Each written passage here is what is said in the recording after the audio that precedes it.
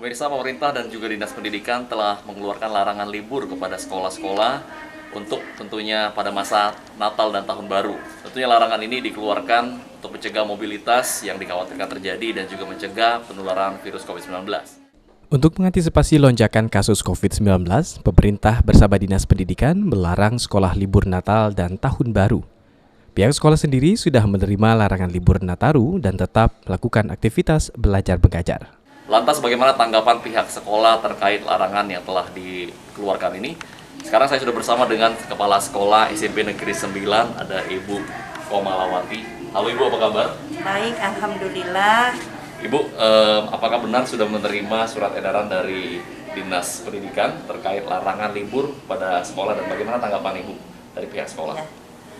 Oke, menindaklanjuti instruksi Mendagri nomor 62 tahun 2021 tentang pencegahan COVID-19, maka sekolah-sekolah sudah menerima surat edaran Kepala Dinas Pendidikan Kota Palembang.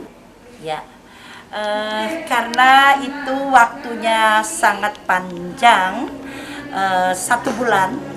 Ini baru tanggal 31 Desember dan pembelajaran itu masih aktif sampai dengan tanggal 31 Desember. Artinya kami akan melaksanakan semester. Kemudian sudah semester akan dilanjutkan dengan pendalaman materi dan remedial. Jadi remedial ini nanti terkait dengan kompetensi dasar. Bu, terakhir mungkin himbauan dan pesan kepada para orang tua dan juga siswa yang ada di luar sana terkait larangan Natal dan Tahun Baru ini. Ya. Kami pun menindaklanjuti dari surat edaran Dinas Pendidikan.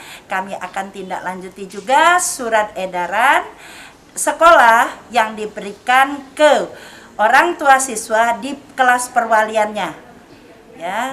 Dan saya pertegas lagi dengan orang tua, jika mereka masih mau membantah untuk liburan, kami mohon untuk menghadap kepala sekolah, karena saya yakin juga orang tua di SMP 9 adalah orang-orang tua yang terdidik dan tahu untuk menjaga kesehatan anaknya, putra-putrinya, juga menjaga kesehatan keluarganya.